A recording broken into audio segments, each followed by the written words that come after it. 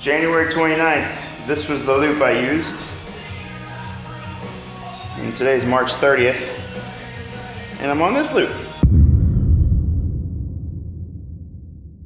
Started out our shoulder and arm workout today with barbell military press. Jen did behind the neck on the Smith because that doesn't bother her shoulders, so we had to improvise. And that's what she's been doing for shoulder press with the barbell, is behind the neck. Anything you can do to avoid unwanted pain, not the good pain, it works for her. It doesn't hurt her shoulders or joints, so she does behind the neck Smith machine press. I did the conventional standard barbell military press, free weight. We both did 3 to 4 sets of normal weight, same weight the whole time, 10 reps, 10 reps, 10 reps on every set. Then the last set we went heavier and did more of a Dorian Yates set. What that is you go heavier, probably like 80 to 85% of your max, maybe 75-ish. And something you can't do for 10 reps, especially after you're pre-exhausted yourself with the 3 or 4 sets that you've done to start. And then you force 10 reps. And how you do that is with a partner and rest pauses. Me, for example, I hit 6 reps with a heavier weight. I couldn't do any more after that. I racked it. I counted to 10. That was how many? 6. Count to 10. 1, 2, 10. Here we go. Unracked it, and I finished my remaining four reps to equal a set of 10. So you only got 10 seconds rest, and it's all considered one set, a Dorian set. Jen on the 10th rep had to help me, assist me, which that's about perfect. If you don't need help from a partner until maybe the last rep, that's a good Dorian set. You used a good weight, you did it correctly. But you do a rest pause once or twice on your way up to 10, depending on what weight you picked. Jen did the same. She ended up getting all 10. I don't know how, but we probably could have picked a better weight for her. It's just trial and error. And now we're gonna move on to side laterals, seated and standing. We'll do probably 2 sets apiece of each. So we'll do 2 sets of seated side laterals with a spotter behind us. And then the standing side laterals will be lighter weight without a spotter. To really focus on the side delt is what you're focusing on there. The medial head is what they call it. We're 16 weeks out today. We're so ahead of schedule.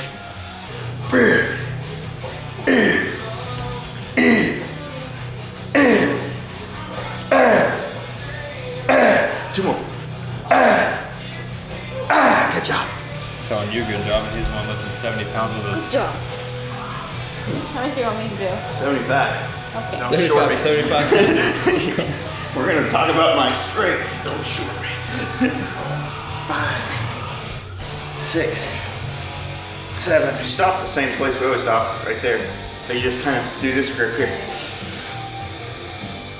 4, 5. Jen, can you put a seat there? About died. About died. Try to sit down on nothing. I probably just would have went inside.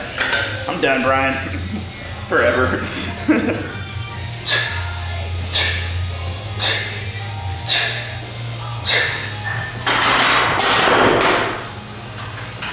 She about killed you, dude.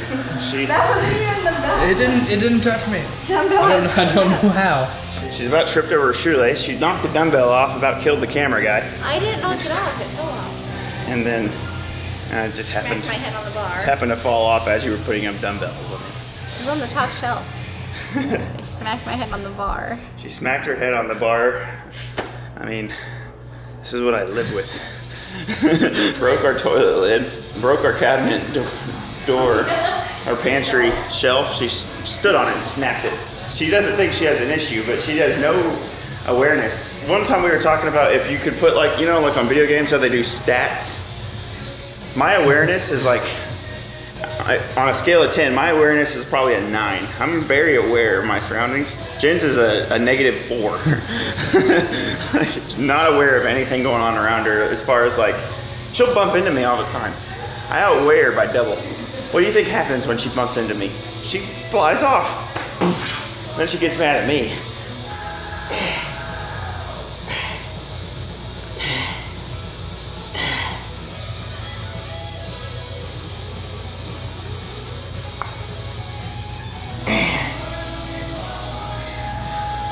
So we followed the barbell shoulder press with seated side laterals and standing side laterals, 2 sets of each. The first set of seated side laterals we did very heavy with a spotter and back down in weight. We backed off the weight the second set. And the standing side laterals, we backed off the weight a little more and really focused just on the mind-muscle connection. And then from there we went to 1 set of shoulder press with the dumbbells. Something I like to do if you're trying to shorten your workout. Shoulder press, it's always good to get a dumbbell press in. Or on shoulder day, it's always good to get a dumbbell press in. I prefer to do more volume with a barbell to really build and set yourself apart from other people as far as the competitors and other bodybuilders. I feel like barbell shoulder press is your meat and potatoes of the meal, and then I like to supplement with 1 or 2 sets of dumbbell press. And on days we have a lot of time and we're feeling good, we'll maybe do 4 or 5 sets of dumbbell press as well. But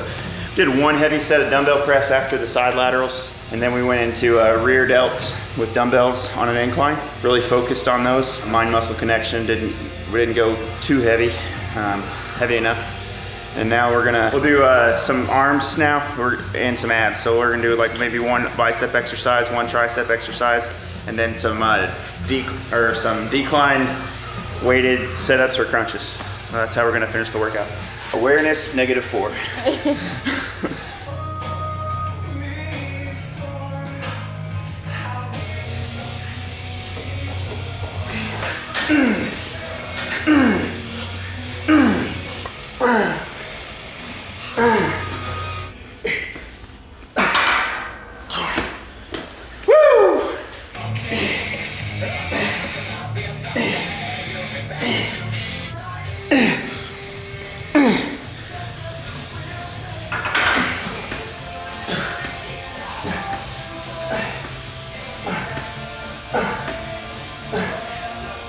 It was a giant set, so we hit barbell curls for biceps, and then with no rest, we moved to cable rope tricep extension, and then we moved straight to decline sit-ups on a decline, of course.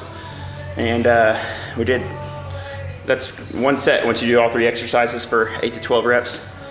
Well, and the sit-ups we did 20 reps, but 8 to 12 reps of barbell curls, 8 to 12 reps of rope tricep extensions, and then 20 reps of decline sit-ups is 1 set, and we did 3 sets. Anytime you do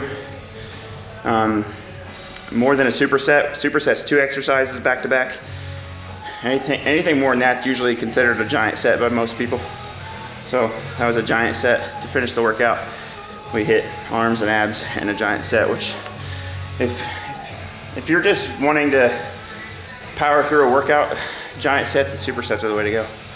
And when you've been grinding as long as I have, or even Jen for a few years, sometimes you got to figure out how to shorten up your workouts but still make them effective, because life gets in the way. So that's what we did today, and I think that workout was probably about an hour, so not bad.